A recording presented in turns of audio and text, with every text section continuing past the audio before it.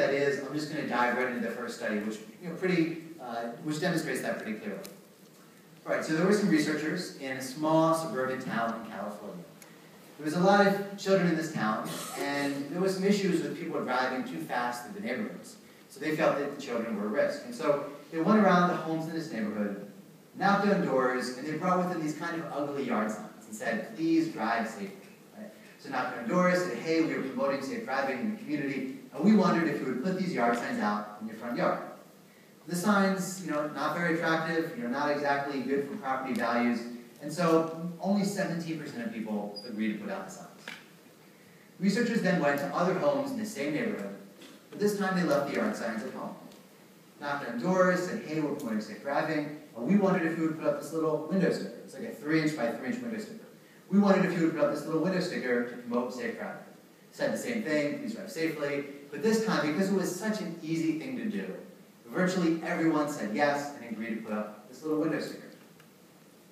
3 weeks later, researchers went back to those same homes that got the window sticker, but this time they brought with them the ugly yard sign.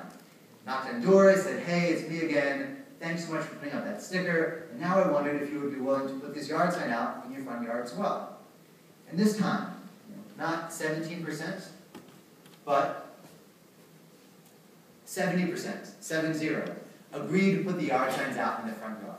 So in other words, even though the goal of researchers was to get these signs out in the front yard, they were more effective by first making a small request that people were likely to say yes to, waiting for a little time to pass, and then going back and making their second, larger request.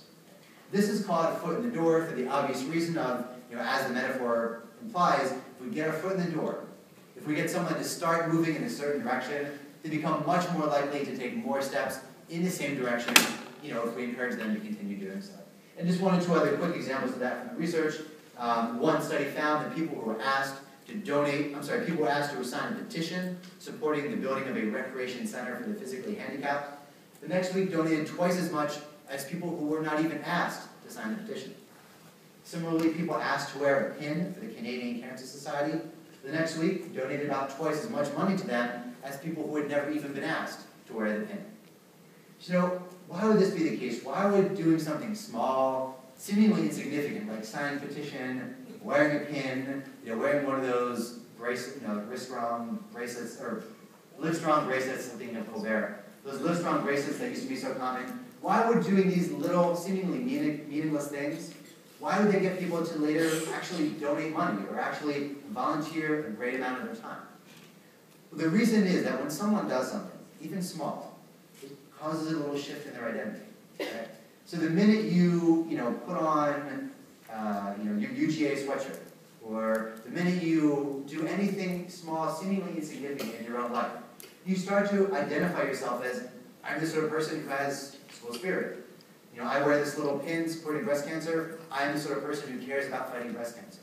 So even if it's little, even if it's inconsequential, it shifts our identity, and that makes us more likely to do similar but larger things for that issue down the line, which is why you so often get nonprofits asking you to sign a petition, or wear that button, or wear that wristband, or anything like that.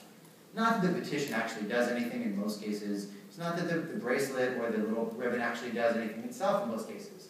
But it makes you more likely to care about this issue and identify as someone who does. So, for those of us who have any cause that we care about, and we want someone to make a change in that direction, rather than, if we want them to do something really significant, we'll probably be more effective by starting off with a small request.